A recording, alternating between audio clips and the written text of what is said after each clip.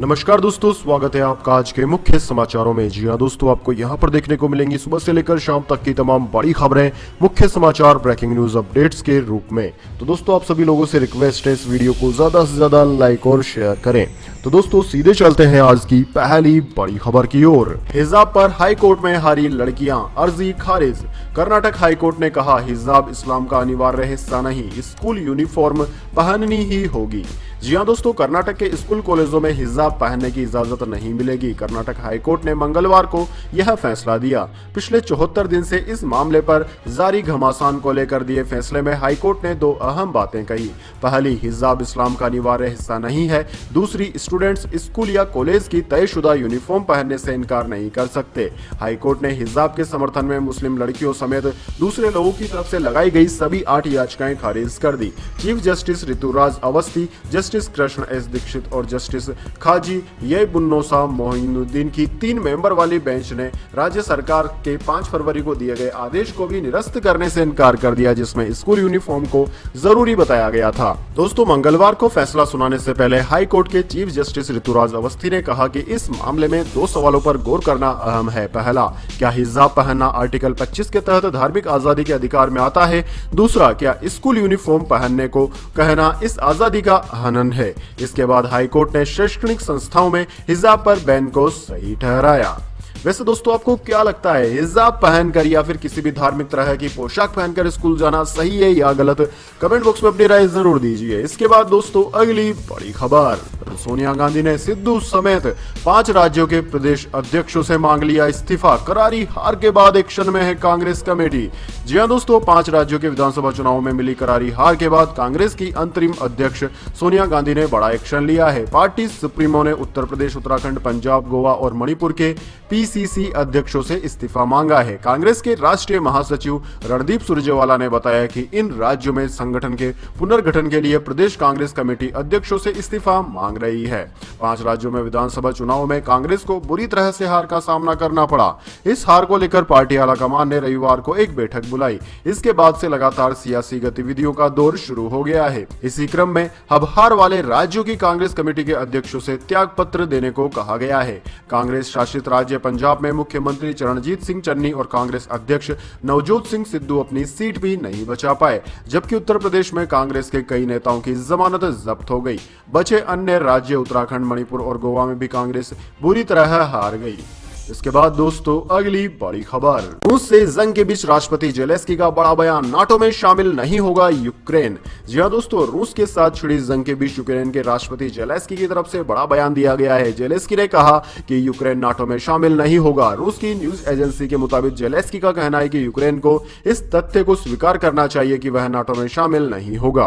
वहीं दूसरी ओर यूक्रेन और रूस के एक और दौर की वार्ता करने की योजना से कूटनीतिक बातचीत का रास्ता खुला हुआ है।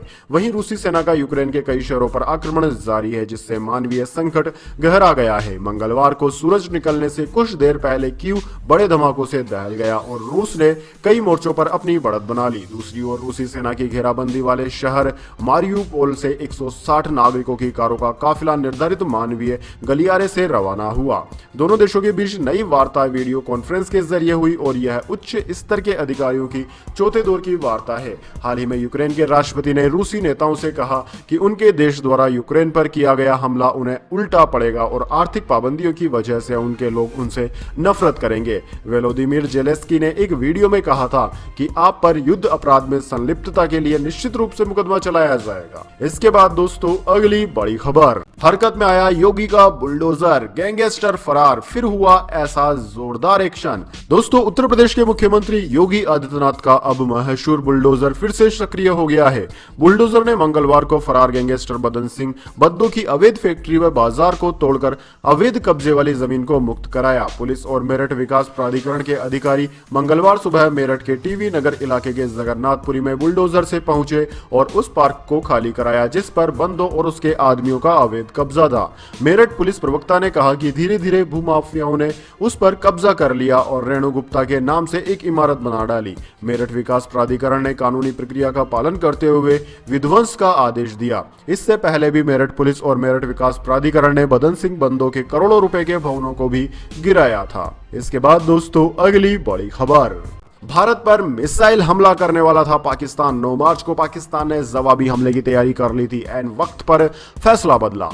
जी हां दोस्तों, 9 मार्च को भारत की एक अनआर्म्ड मिसाइल गलती से चली और पाकिस्तान में 124 किलोमीटर अंदर जाकर मियां चुनू इलाके में गिरी। शुरुआत में पाकिस्तानी फौज ने इसे भारत का हमला माना और जवाबी मिसाइल दागने की तैयारी कर ली थी, लेकिन वक्त रहते उसने इरादा बदल दिया। इसकी 2 वजह थी। पहली, इस मिसाइल पर कोई वारहेड यानी कि हथियार नहीं था। दूसरा, पहली नजर में यह लग रहा था कि यह जानबूझकर फायर नहीं की गई। खास बात यह है कि इस तरह के हालात से निपटने के लिए दोनों देशों के पास हॉटलाइन मौजूद है, लेकिन एक मीडिया रिपोर्ट में दावा किया गया है कि भारत ने हॉटलाइन पर भी पाकिस्तान को इसकी जानकारी नहीं दी।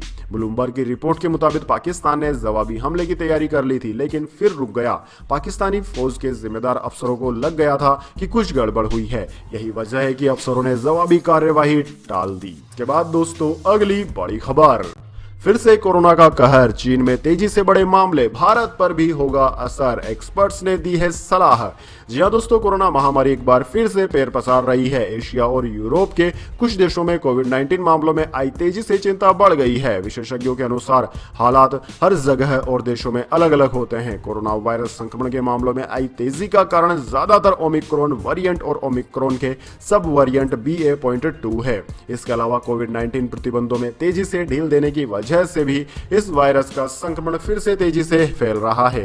दोस्तों, भारत में कोरोना तीसरी लहर के दौरान गंभीर परिणाम देखने को मिले थे, क्योंकि 2021 में दूसरी लहर के बाद तेजी से हुए वैक्सीनेशन और मजबूत इम्यूनिटी के कारण ऐसा संभव हो सका। हालांकि देश के महामारी विशेषज्ञ लगातार इस वायरस पर नजर बनाए हुए हैं और जीनोम सीक्वेंसिंग के जरिए इसके नए वेरिएंट्स को पहचानने की कोशिश कर रहे हैं। इसके बाद दोस्तों, अगली बड़ी खबर। आपके मुनाफे पर सरकार की है पैनी नजर। शेयर मार्केट से हुए मुनाफे पर देना पड़ सकता है ज्यादा टैक्स। बदलाव की तैयारी में है सरकार। जी हां दोस्तों, सरकार कैपिटल गेन टैक्स को लेकर नियम में बदलाव कर सकती है। मीडिया रिपोर्ट्स के अनुसार अगले बजट में सरकार रेवेन्यू कलेक्शन को बढ़ाने के लिए कैपिटल गेन टैक्स में बदलाव कर सकती है। इसको लेकर वित्त मंत्रालय विचार कर रहा है। वित्त मंत्रालय के समक्ष रखे गए प्रस्ताव में कहा गया है कि शेयर बाजार से कमाई पैसिव इनकम की तरह है। ऐसे में शेयर बाजार की कमाई पर लगने वाला टैक्स रेट बिजनेस इनकम पर लगने वाले टैक्स के मुकाबले कम नहीं होना चाहिए। बिजनेस इनकम में कई रिस्क जुड़े होते हैं, साथ में यह रोजगार का अवसर भी देता है। इसके अलावा सरकार कई वेलफेयर स्कीम के बारे में विचार कर रही है, जिसके कारण एडिशनल रेवेन्यू जनरेट करने की जरूरत है। सूत्रों के अनुसार कैपिटल गेन टैक्स में किसी तरह का बदलाव लाने के लिए सरकार को कानून में बदलाव करना होगा। इसके लिए बजट सेशन सबसे उपयुक्त समय है। तब तक वित्त मंत्रालय इस पर गंभीरता से विचार भी कर लेगा। यानी कि दोस्तों, क्रिप्टो करेंसी के बाद अब सरकार आपकी शेयर मार्केट से होने वाली कमाई पर भी लगाम लगाने की सोच रही है। इसके बाद दोस्तों, अगली बड़ी खबर। हिजा विवाद पहुंचा supreme court. Karnataka high court के फैसले के खिलाफ डाली गई अर्जी। जी हां दोस्तों, हिजा विवाद में कर्नाटक हाई कोर्ट के फैसले को चुनौती देने वाली याचिका सुप्रीम कोर्ट में दायर की गई है। मुस्लिम छात्रा नीबा नाजी की ओर से विशेष अनुमति याचिका दायर की गई है। आपकी जानकारी के लिए बता दें, हिजा विवाद पर कर्नाटक हाई कोर्ट ने फैसला सुना दिया। अदालत ने अपने फैसले में कहा कि इस बात के कोई सबूत नहीं मिले कि इस्लाम में हिजाब जरूरी है, लिहाजा स्कूल कॉलेजों में हिजाब पर लगाई गई पाबंदी ठीक है। उधर अदालत के फैसले के बाद हिजाब समर्थकों में नाराजगी है। इसके मामले पर सियासत भी सुलग रही है और कोर्ट में याचिका लगाने वाली छात्राएं कह रही है कि वो पढ़ाई छोड़ देंगी लेकिन हिजाब जरूर पहनेंगी।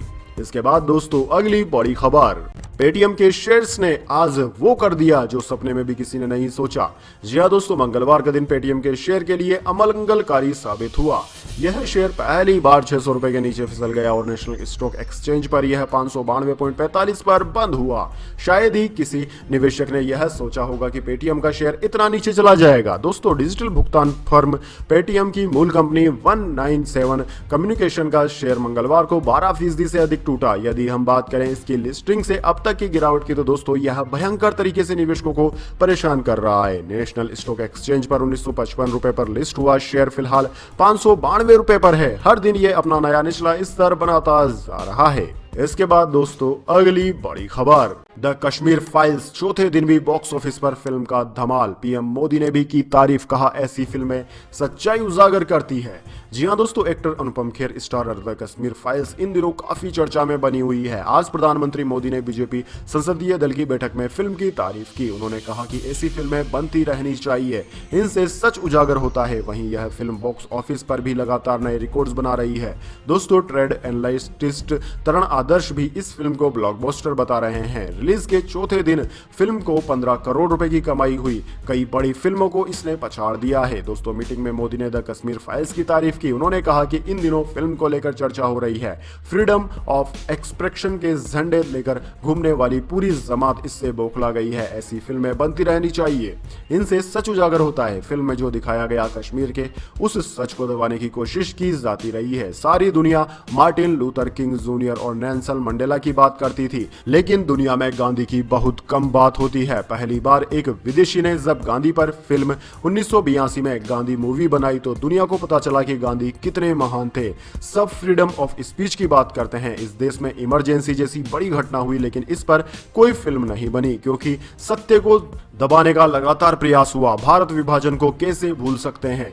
देश कभी कभी उसमें से भी सीखने को मिल सकता है। इस पर ऑथेंटिक कोई फिल्म नहीं बनी। इसके बाद दोस्तों, अगली बड़ी खबर।